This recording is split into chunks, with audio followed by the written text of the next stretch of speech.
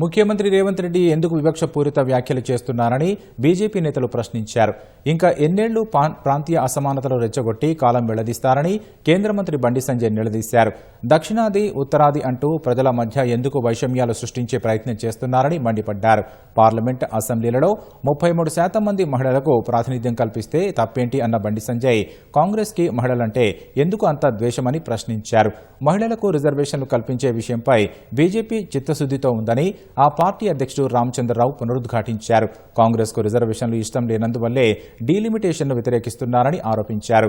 GHMC ఎన్నికల్లో మహిళలకు party తరపున 50% రిజర్వేషన్లు కల్పిస్తామన్న రామచంద్రరావు తెలిపారు. డీలిమిటేషన్ ప్రాసెస్ ఇంకా స్టార్ట్ కాలేదు.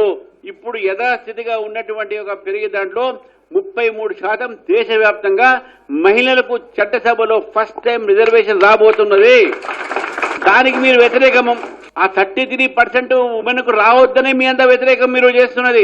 కాంగ్రెస్ పార్టీ ఫస్ట్ నుంచి కూడా వాళ్ళు ఉన్న అధికారంలో ఉన్నప్పుడు ఎప్పుడు కూడా 33% రిజర్వేషన్ గురించి వాళ్ళు ప్రయత్నం చేయలే.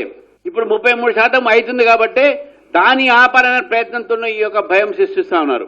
33% లేడీస్ కు రావద్దనే కాంగ్రెస్ పార్టీ చూస్తా ఉన్నది. రేవంత్ రెడ్డి గారు, మీరు కలల గనకండే ఈ డీలిమిటేషన్ జరుగుతుంది. డీలిమిటేషన్ తర్వాత బీజేపీ ప్రభుత్వం వస్తుంది. మీరు అపోజిషన్ లో కూడా ఉండరని చెప్పేసి కూడా నేను చెప్తా ఉన్నాను.